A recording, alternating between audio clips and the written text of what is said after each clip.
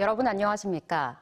크고 작은 집단 감염이 잇따르고 있는 대전에서 하루 새 역대 두 번째로 많은 80명이 넘는 코로나19 확진자가 발생했습니다.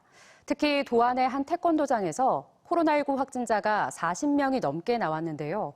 대전시는 4단계에 준하는 거리 두기 단계 격상 검토에 들어갔습니다. 장석영 기자입니다. 대전 서구 도안의 한 태권도장입니다. 이 도장의 원장이 확진된 이후 전수검사를 통해 47명이 잇따라 코로나19 양성 판정을 받았습니다. 대부분 초등학생과 유아들로 확진자들은 도안초와 삼육초 등 인근 초등학교와 중학교, 유치원, 어린이집에 다니고 있어 해당 교육시설에 학생과 교직원 등에 대한 전수검사도 들어간 상태입니다. 학원 같은 데 많이 시간을 보내고 있는데 감염이 될까 굉장히 걱정이 되는 편이에요. 그래서 철저히 방역을 해갖고. 지난 8일 첫 확진자가 나온 필라테스 집단 감염도 열흘 넘게 이어지고 있습니다. 주말 내내 계속 확진자가 추가되면서 누적 44명입니다.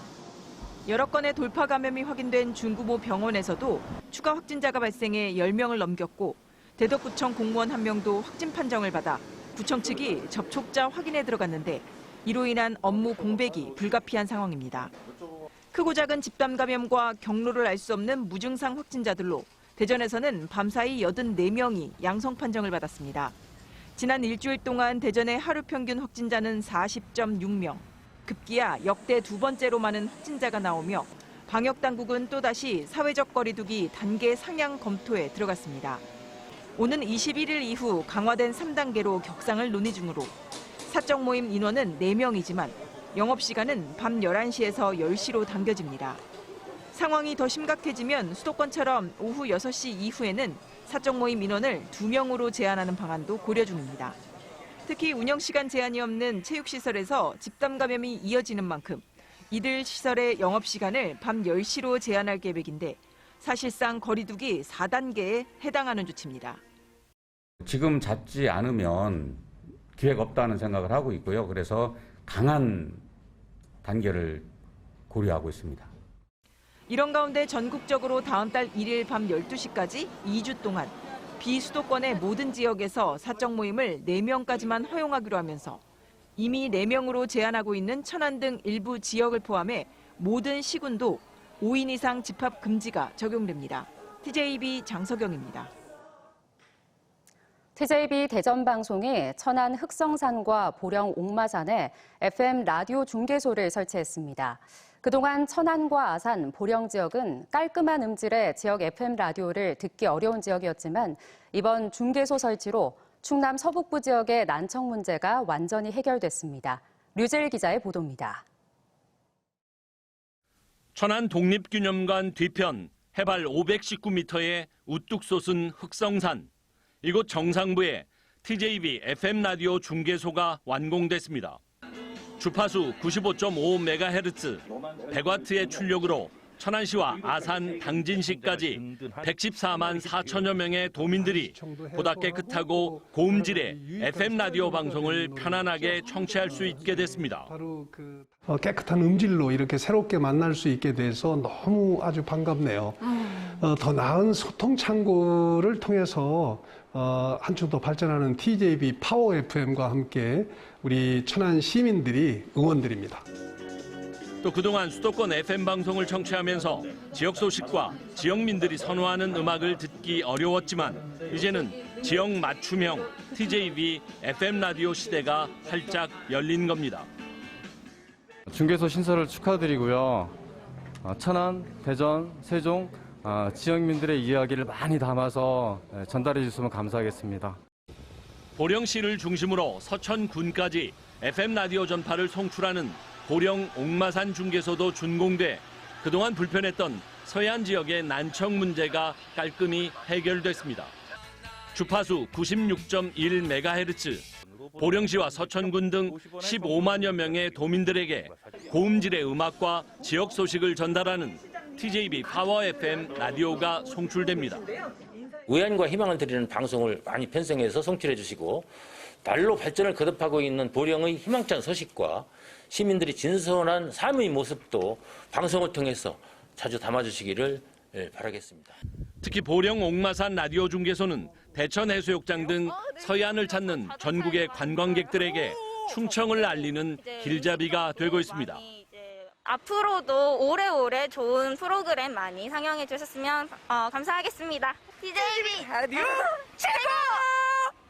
이로써 TJB는 기존의 라디오 주파수 2개를 포함해 모두 4개의 주파수를 확보함으로써 대전을 비롯해 세종과 충남 전 지역에 맑고 깨끗한 음질의 방송을 할 수 있게 됐습니다. TJB 파워 FM은 오전 6시 좋은 날 좋은 아침을 시작으로 오후 4시 가요 캠프와 오후 6시 해피투게더 생방송 등 1일 10시간의 로컬 프로그램을 제작 방송하고 있습니다. 또 하루 24시간 연간 365일 쉼없이 편안하고 즐거운 음악 선물로 대전과 세종, 충남 지역 약 400만 명의 FM 라디오 애청자들을 찾아갑니다. TJB 류재일입니다. 비번 중 위험에 처한 사고 운전자를 구조해 추가 피해를 막은 세종소방서 소속 119 구조대원의 사연이 뒤늦게 알려졌습니다. 세종소방서 문정환 소방교는 지난 2일 오후 충남 공주의 한 도로를 지나다 중앙 분리대를 들이받은 채 도로 한가운데 멈춰선 차량을 발견한 뒤 사고 운전자를 침착히 구조하고 출동한 구급대에 무사히 인계해 2차 사고를 막을 수 있었습니다. 오늘 오전 6시 55분쯤 충남 태안군 경렬비열도 서쪽 약 74km 떨어진 해상위 선박에서 61살 A씨가 뇌경색으로 쓰러졌다 구조됐습니다. 139톤급 대형 저인망어선 기관장인 A씨는 다리마비와 의식 저하 등을 보였으며 신고를 받은 태안해경은 경비정을 현장에 급파하는 한편 중부해경청에 구조 헬기 지원 요청을 해 병원으로 긴급 이송했습니다.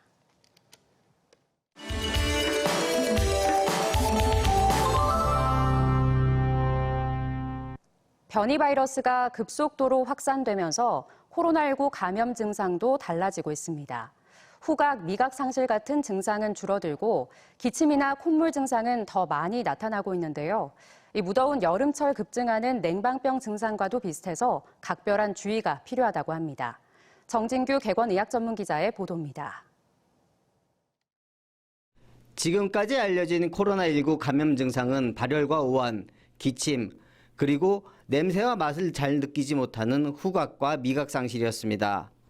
하지만 국내에서 확진자가 급증하고 있는 델타 변이의 경우 이런 증상이 거의 나타나지 않는다고 보고가 잇따르고 있습니다. 킹스 칼리지 런던 연구진에 따르면 델타 변이의 주요 증상은 보통 감기와 비슷한 두통, 인후통, 콧물 등으로 기존 코로나 감염 증상인 후각, 미각 상실은 상대적으로 적었습니다. 냄새나 맛을 느끼지 못하는 특징적인 증상이 줄어든 만큼 감염 사실을 알아차리기 더 힘들어진 셈입니다. 감염 사실을 알아차리기가 더 힘들어진 상태입니다.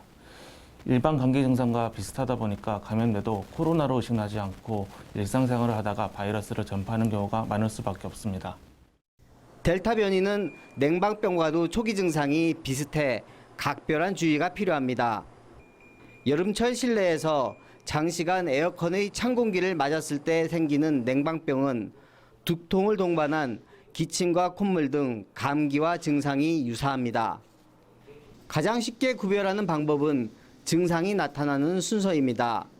냉방병이나 감기는 먼저 목이 간지럽다가 콧물 기침으로 발전하지만 코로나19는 발열이 먼저 나타난 뒤 여러 증세가 동시다발적으로 나타나는 경향이 있습니다. 일반 감기와 달리 코로나19의 경우 잠복기가 최대 14일까지 길다는 점도 다른 질병과 구별하기 위한 단서가 될 수 있습니다. 일반 감기와 달리 코로나19는 보통 4에서 7일 사이에 발현되기 때문에 해외 방문력이 있으면서 14일 이내에 임상 증상이 있는 경우 또는 집단 발생과 역학적 연관성이 있는 경우에는 한번 체크해 보는 것도 도움이 되겠습니다. 하지만 증상만으로 원인을 명확하게 가려내기 힘든 만큼 약간의 감기 증상이라도 있다면 곧바로 검사를 받는 게 코로나 확산을 막는 지름길입니다.